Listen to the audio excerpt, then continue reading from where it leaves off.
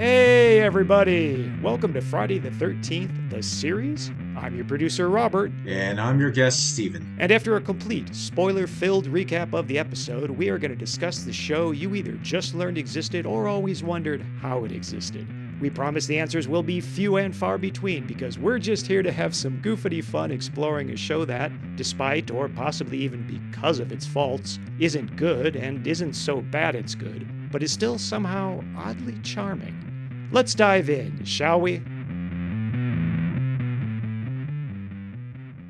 That's right. Artist, combat sports practitioner, and all-around swell guy, Stephen Yu is back for part 2 of our discussion of episode 14, Bedazzled. After I deliver a brief and flippant recap of the next segment of the episode, Stephen and I will try our hand at prognostication in our self-flagellation segment, Crystal Ball. Then he and I will discuss the episode between my bombastic story recaps as the narrative inevitably whipsaws to its insane and bemusing conclusion. People will be set on fire and a child will be scarred for life. Are you not entertained? Is this not why you're here?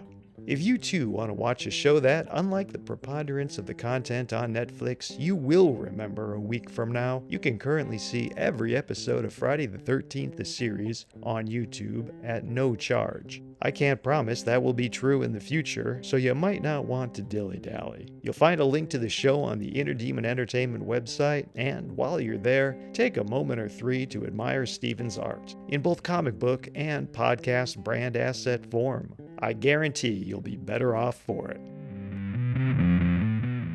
The commercial break gave Tom enough time to bind and gag Richie because when Mickey comes downstairs seconds later, Richie is tied to a chair. Maybe I'm being unfair. Tom is a sailor. He's probably quick with rope and knots. The episode cuts back and forth between this basement confrontation and the investigation of the abandoned telephone truck by Police Officer Kennedy, who is played by an actor with the far cooler name, Ratch Wallace, whose final professional credit was this very episode. Backing Mickey into a corner, Jonah threatens to burn her after striking a match on his own teeth, then delivering the far better one-liner than earlier with, "Maybe I can shed a little light on this subject." This all supports the leitmotif of the episode and is great. However, it gets weird when we cut away to Officer Kennedy, only to cut back to Jonah striking a second match on an overhead beam, which is far less unique and done without a one-liner. Given the cut, I don't understand why they didn't treat it as a direct continuation of the previous moment. He proceeds to describe how unpleasant the scent of burning skin is, which is fine,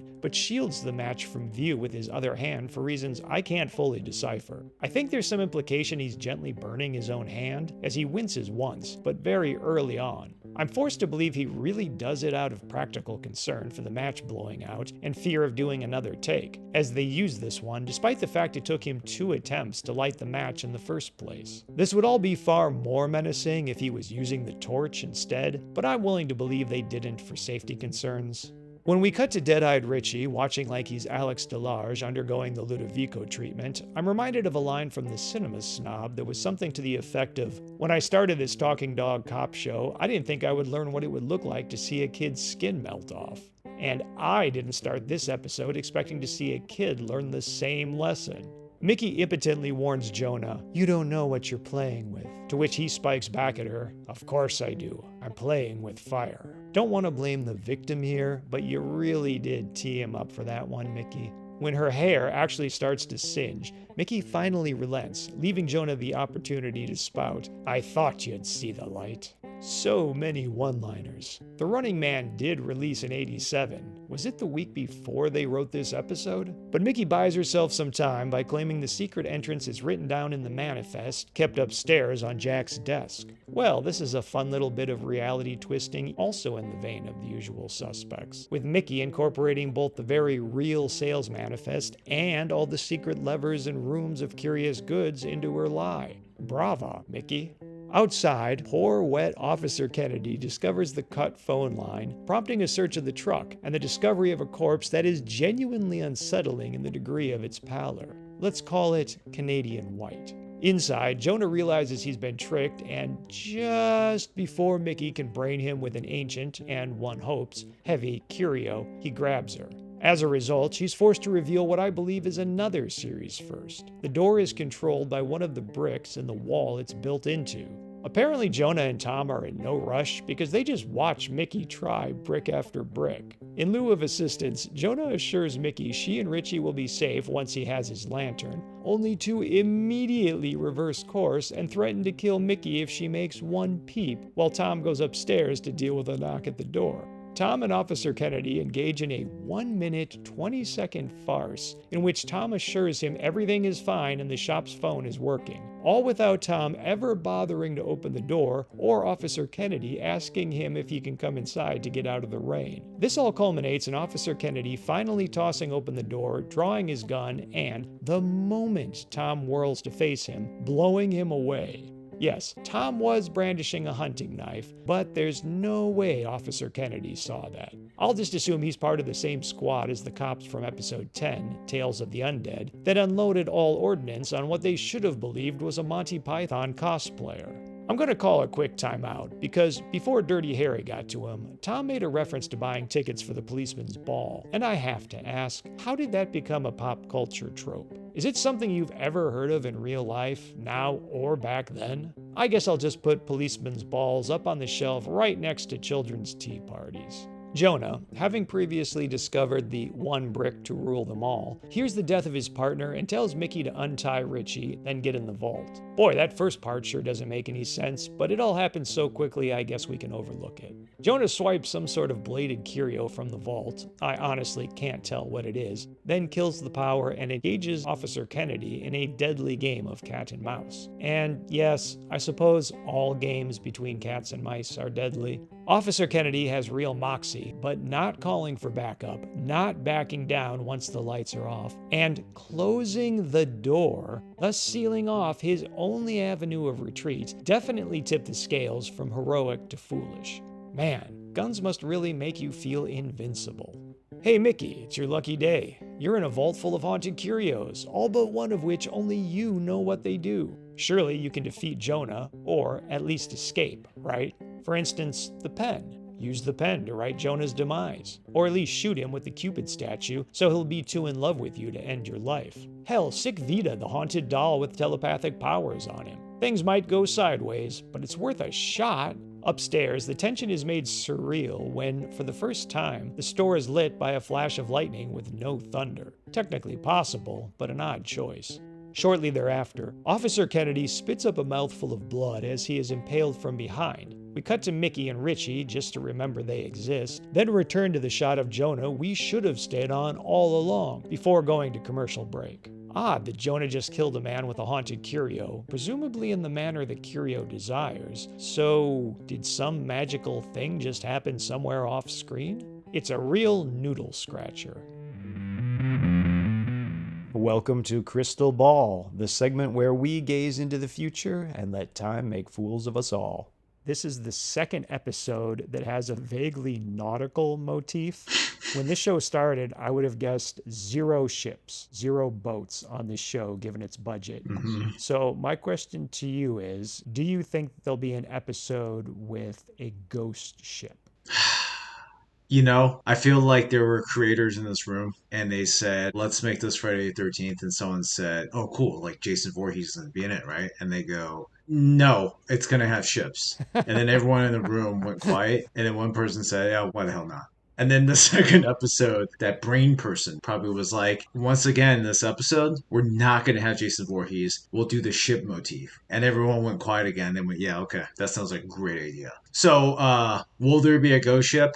Sure, why not? The fact they've gone to that well twice after only 14 episodes, and this show ran for 3 years, 72 total episodes. Wow. So I do feel like we have someone with a penchant for nautical themes working on this show. Yeah. So I could totally see it. I'm even tempted to go so far as to say it's going to be pirate related, like the pirates we're all thinking of, 1600s, 1700s. Maybe that's too specific, but I do think there'll be something with a ship that vanished and has come back. Yeah. If they could possibly afford to do it, I think someone on this show really wanted to. I think they'll do anything. other than the actual Friday the 13th stuff? Will there be aliens? Anything to do with Camp Crystal Lake? Yeah, I mean, at this point, it's just like anything is possible. It just will never have Jason Voorhees, though. Oh, you bite your tongue. He's going to show up eventually. He's the great pumpkin, Steven. Maybe they were watching it, the original Friday the 13th movie, and they saw the lake. Oh, okay. All that canoeing and rafting on Crystal Lake. Right, and then the person thought nautical theme. Whoever the executive was, I can just picture it. Everyone's talking about Jason Voorhees, Friday the 13th. The guy goes, no, I can do one better. Instead, we're just going to have ships in there. It's just like Friday the 13th. The whole metaphor is about water. He was high level enough that no one wanted to check him. And they're all sweaty. And they're like, yeah, trembling, agreeing with him because they don't want to lose their jobs. Everybody's probably making like six figures. And that's in 80s dollars, people. But I think people only tune in because they were waiting for Jason Voorhees. Well, and don't forget about cocaine, Steven.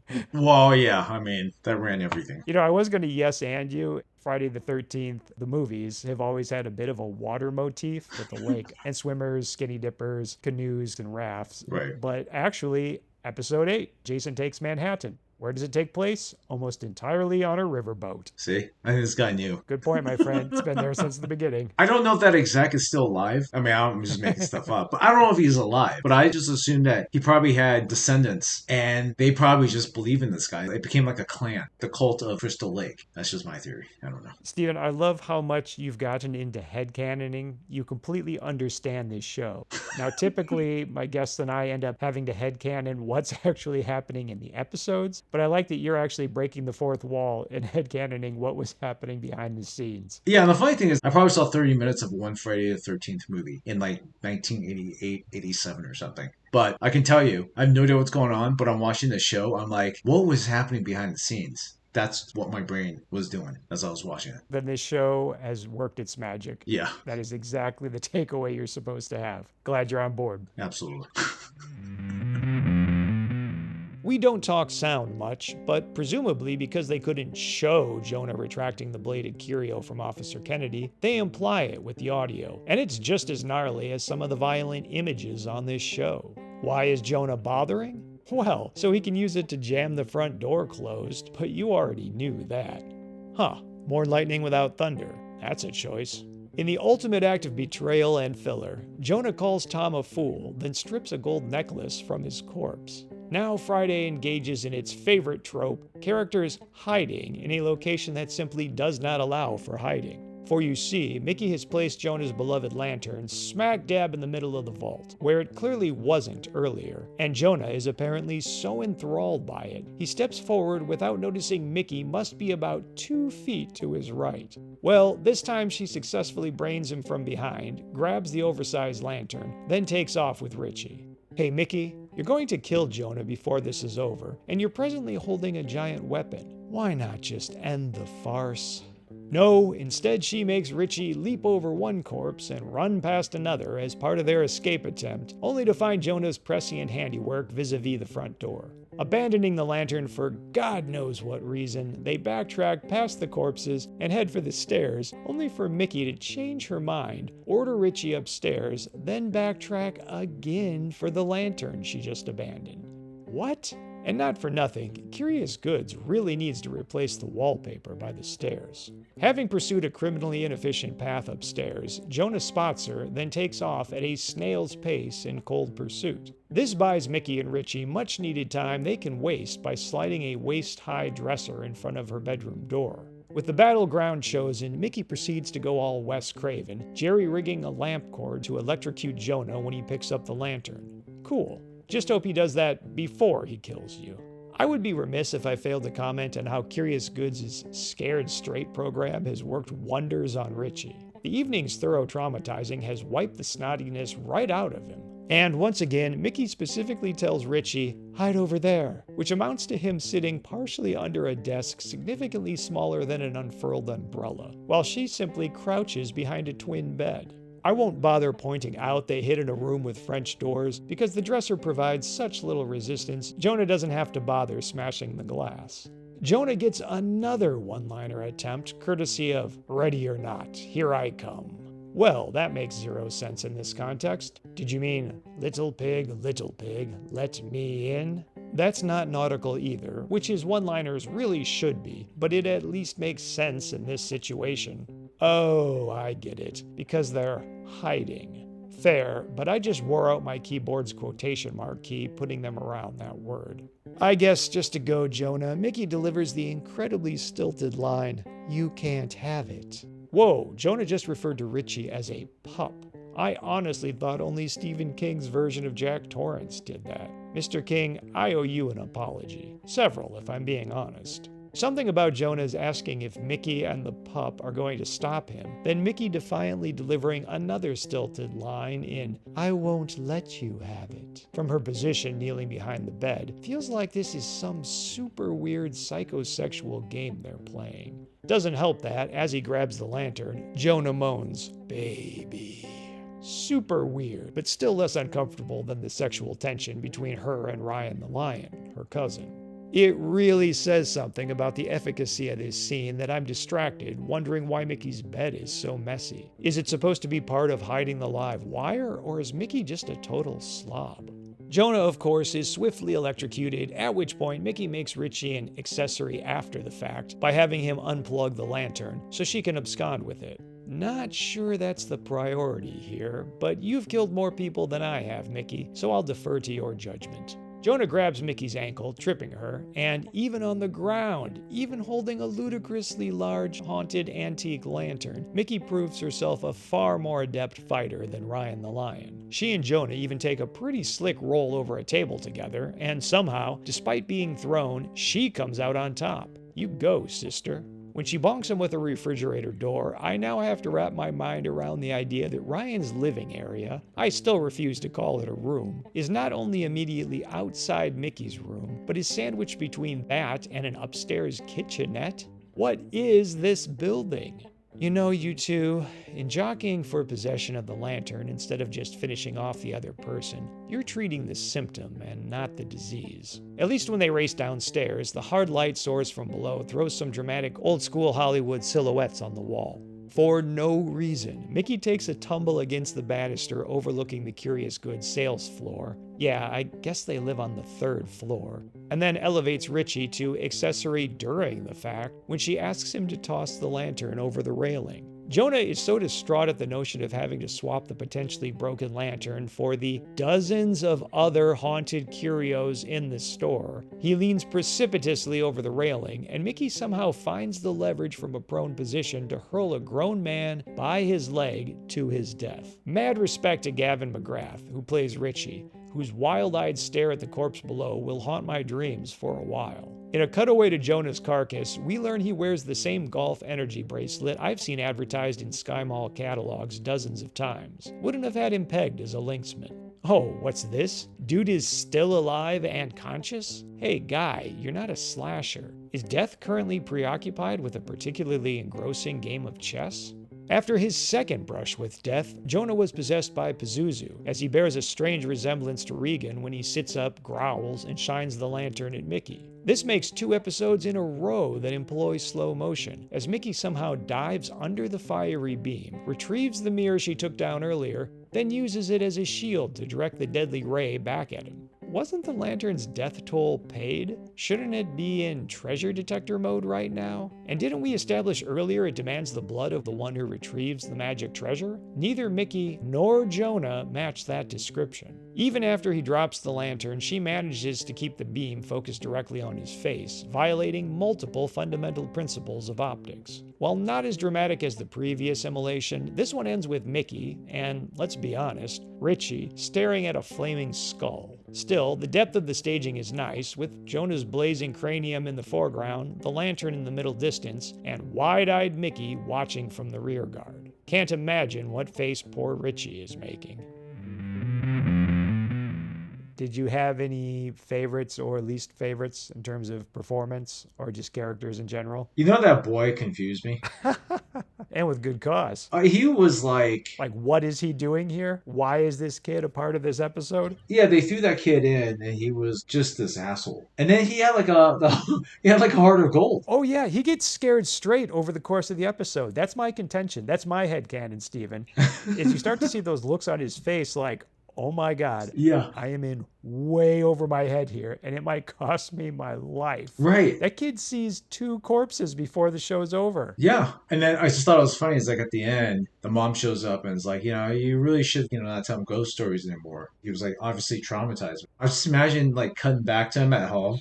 He's like Haley Joel Osment in Sixth Sense. Like that's the level of trauma. Yep. No, wait, hang on. He's not Haley Joel Osment. He's Donnie Wahlberg in the beginning of Sixth Sense. Yeah, his hair is prematurely started to go gray. Yeah, this kid has seen things. By the end of this episode, he has a Vietnam vet's 1,000-yard stare. And that's common on this show, Steven. It's not weird for them to involve kids. No, it's not. And the kids see corpses. Yeah. And 1,000 other things that will scar them for life. It's crazy. Yeah, like that kid with the doll. That kid is traumatized for the rest of her life. So you're referring to the very first episode, the one other episode you've seen? Yeah. I was going to ask earlier when you brought that up, did you watch that entire episode? You know what? Honestly, I was just looking up references. You were flipping through it looking for images of the doll, right? Yeah, but I think what happened was I pressed play because I was like drawing and I just had that in the background. And everything that was happening, I go, what the hell?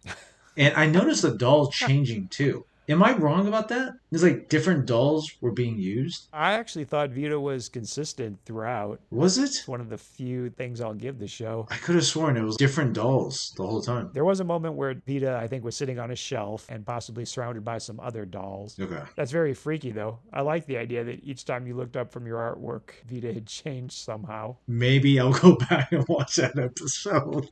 You'll become hooked now. Now you start watching all of them. Yeah. That little girl from the first episode, Stephen, Uh-huh. that is Oscar winner Sarah Polley. Who? Sarah Polley. She went on to be a pretty well-known actress, and she now has an Oscar for screenwriting. She's Canadian? Yes. Okay. You say that with a very accusatory voice. No, I meant nothing by it. I'm actually looking her up because when you mentioned her, I was like, oh, I felt like I should have known her. She's not a household name. I just bring it up to point out that she is an Oscar winner. Interesting. Did you ever see the movie Go from the late 90s? It was Doug Liman's second film, I believe, after directing Swingers. That's been on my list. I remember they were pitching it as a young people's Quentin Tarantino movie or something like that. I actually want to rewatch it one of these days. It has a pretty young Timothy Olyphant. It has Sarah Polley in it. Katie Holmes is in it.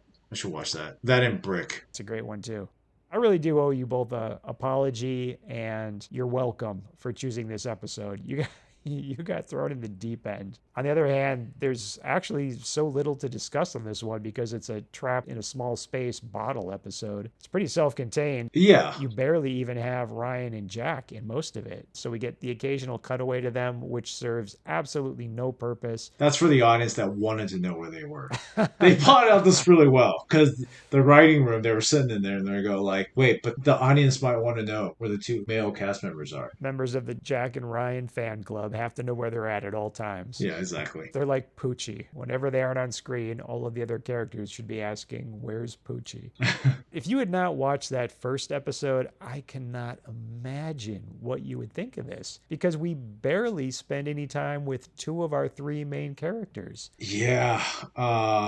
I don't know. You saw the first episode, which is foundational. Yeah. You know that the show takes place in an antique store. You know there's a vault. You kind of know what they do. Right. So I guess that saved you from just being completely lost and detached from reality the whole time you were watching this. To be honest, I did not know it was a continuity. I thought that It was an anthology horror show. that's what I thought. Yeah. So when I watched the Bedazzled episode, I was like, wait, I think these guys are familiar. That is totally fair because when I asked you to do the artwork, I mentioned that there's a different object every week. Yeah. So it probably created a framework in which you thought, oh, this is probably an anthology horror show and every week it's different. Yeah. So I thought it was funny at first because when the 2 main male cast members left and they were going to an astrology thing, I go, wait, that's it? So they rescued this lantern and they're like, oh, we're going. I was like, what?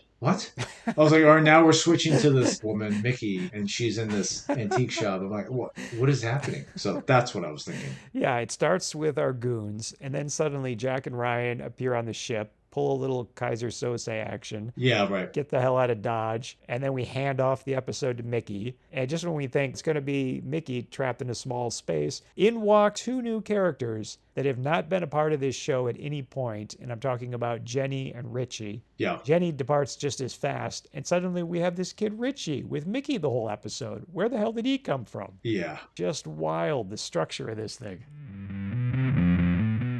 If you like the horror genre as much as we do, you can preview the horror comic book Requiem for a Psychopath right now for free at the Inner Demon Entertainment website.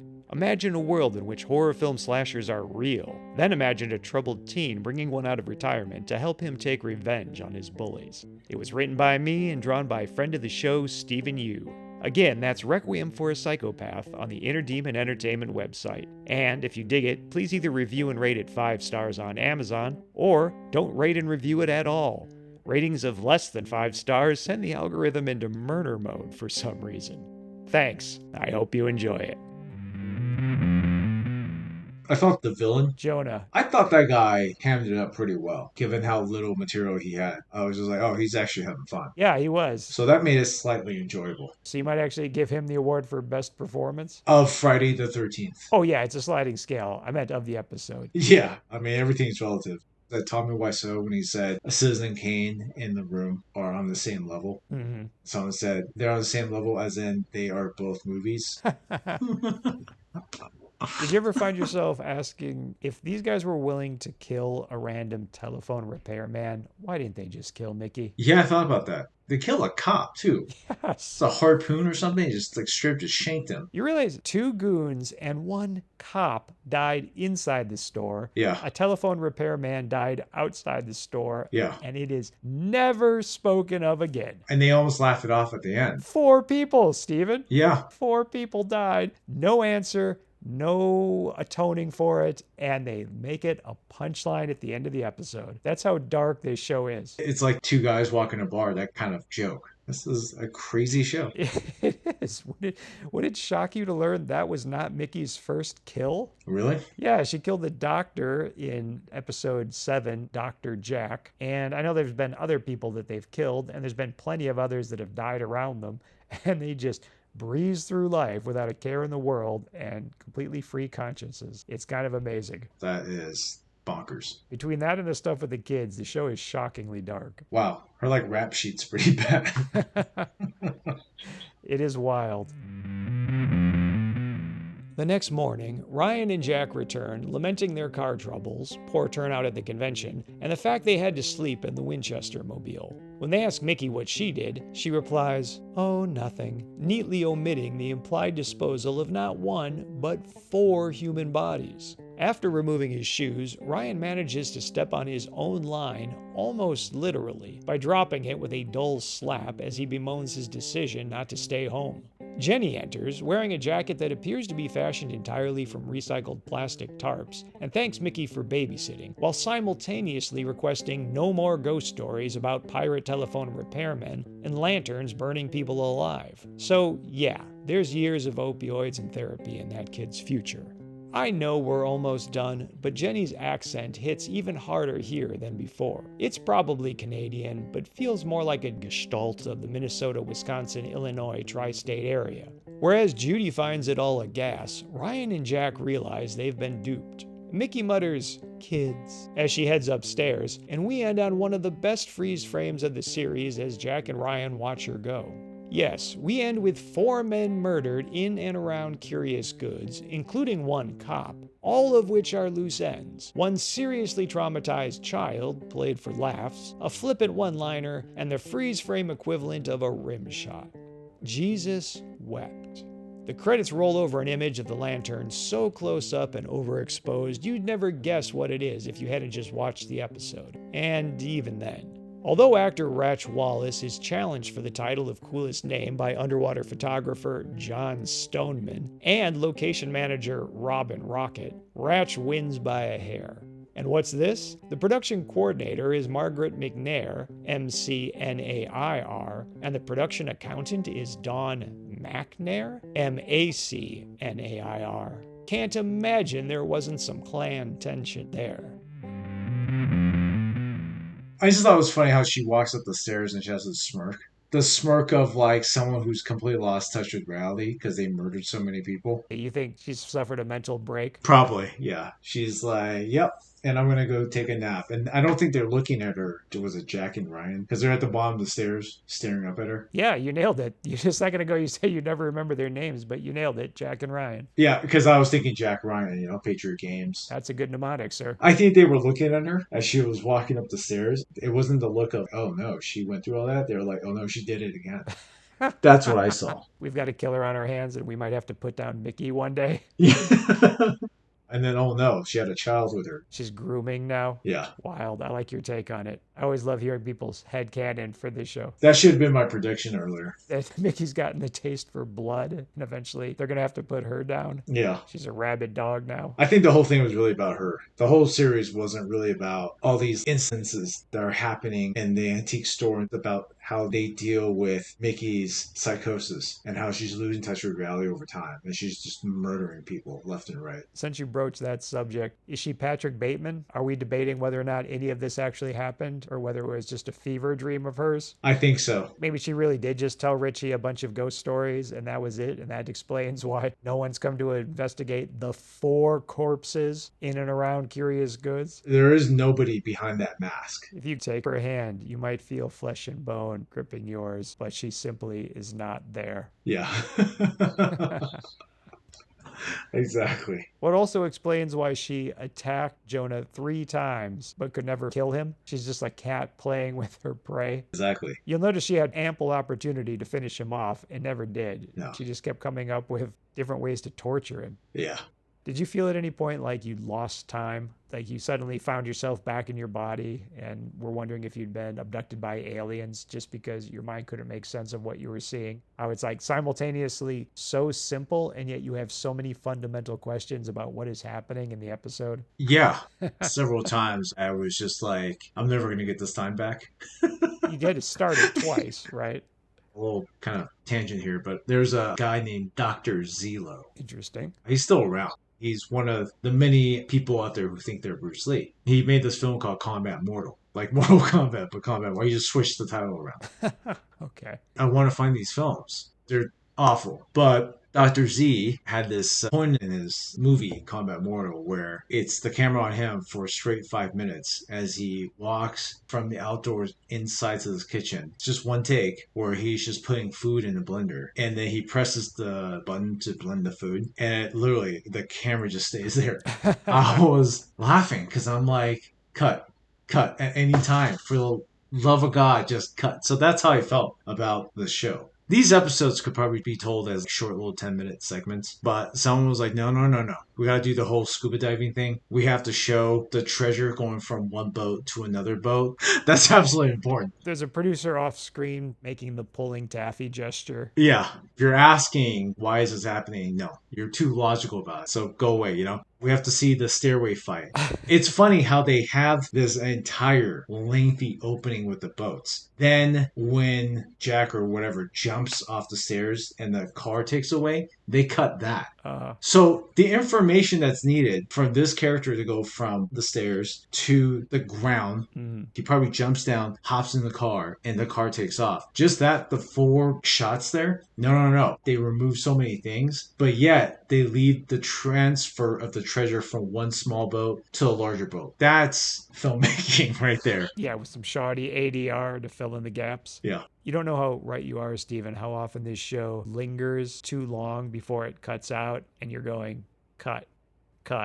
And this episode actually did, I think, something for the first time, which was freeze frame before going to a commercial break. That's something I don't think they've ever done before, but I guess they came in 0.3 of a second too short and had to just stretch that moment. But yes, they'll skip information that you need, like coverage and close-ups and insert shots, and then they'll make up for it by just not cutting out of the scene when they need to and having the actors just kind of lollygagging around going, okay, guess the camera's still rolling, better keep acting. This is amazing. Honestly, would you watch any more episodes? No. Even if it's just something that's on in the background while you're drawing or something? No, I couldn't do it. One and done. Technically 2. Yeah. We'll call it 1.5. How about that? I'll say this. If other episodes were like the opening of this episode of Bedazzled, where they're just one long thing of just ADR and then no coverage at all, it's just these wides, I might watch it only for the ASMR. So if they were more like that Taiwanese film director character you were referring to earlier. I might watch it again. Quote unquote watch. Really, it would just be a mood piece you would listen to while you were trying to fall asleep or maybe draw. Probably, yeah. You mentioned the continuity surprised you because you weren't expecting any. I'll be honest, continuity is one thing this show actually does pretty well, including Ryan has a penchant for comic books, and they even established that he particularly likes Green Lantern. Uh-huh. I'm not sure how they had the rights to drop a reference to that, but you might recall Richie actually mentions that in this episode. He asks Mickey, "Can I read Ryan's comic books?" Okay. Really wish I could have had you on the comic book episode. I think it was actually maybe episode 10, Tales of the Undead. There was actually a comic book horror episode, which seems like the kind of insane idea you'd save for like season 3, but they did it right off the bat, and it was a wild one. You saw some of the first one, so you know, usually these episodes are even stranger and more complex and needlessly complicated. This one was actually fairly straightforward, so in a way I think you dodged a bullet. I believe it.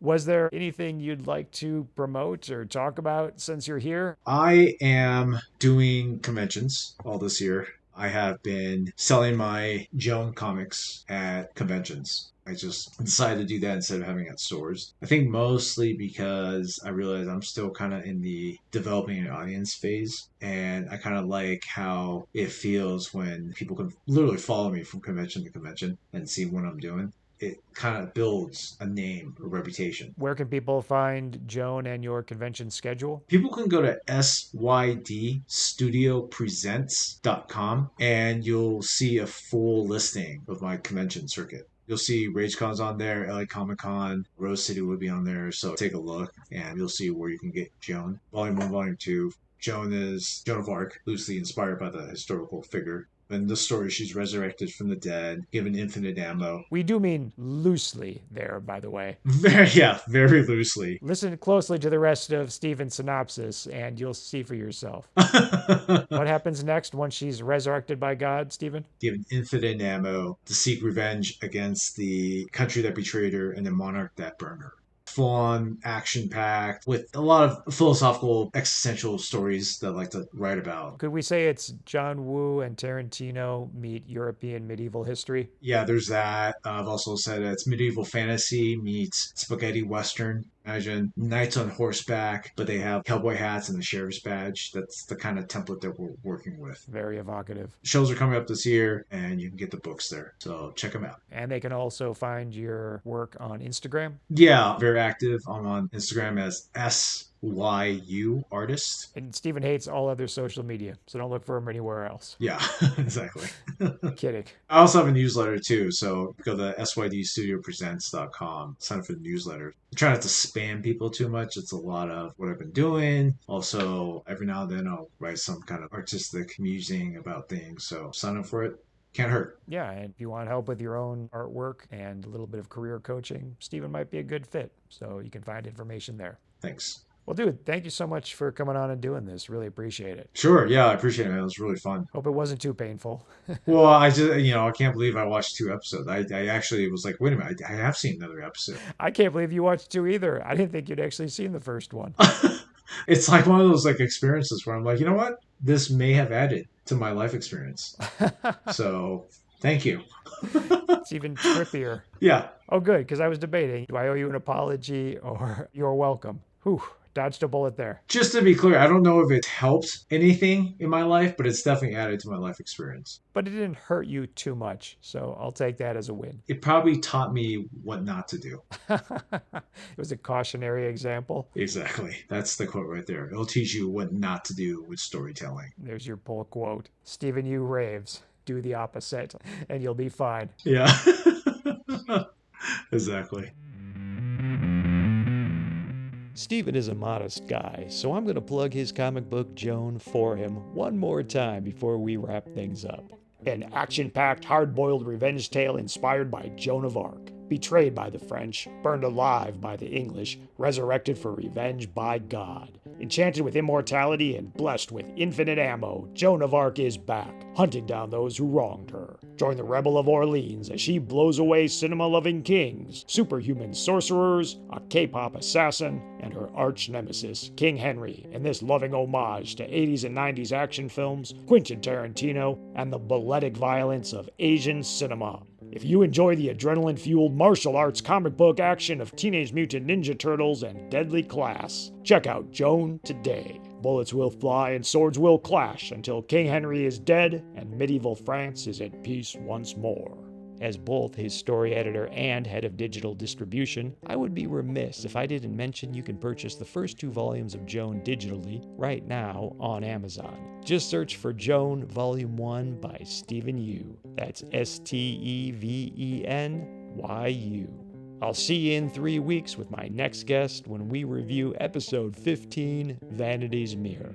Thanks for listening, everyone. We know you have a lot of options when choosing a Friday the 13th the Series podcast, and we sincerely thank you for choosing ours. Special thanks to Joshua Romeo for original music and to Stephen Yu for original art. And be sure to check out the Joe on Joe podcast, the only podcast where Joe Schlepsky discusses G.I. Joe. We barely explored that sunken ship, so maybe Jason was in one of the rooms we didn't see? If you want to support our show, you can leave a review and rate us 5 stars on Apple Podcasts. If you want an occasional update on our projects, you can sign up for our newsletter at the Inner Demon Entertainment website. And if you want to complain about social media with us on social media, you can find links on our website. I wouldn't believe me either, but the next episode also has characters dodging supernatural rays of light, and somehow it's even more awkward. And always remember what Carl said to Frylock. It don't matter. None of this matters. Good night, everybody.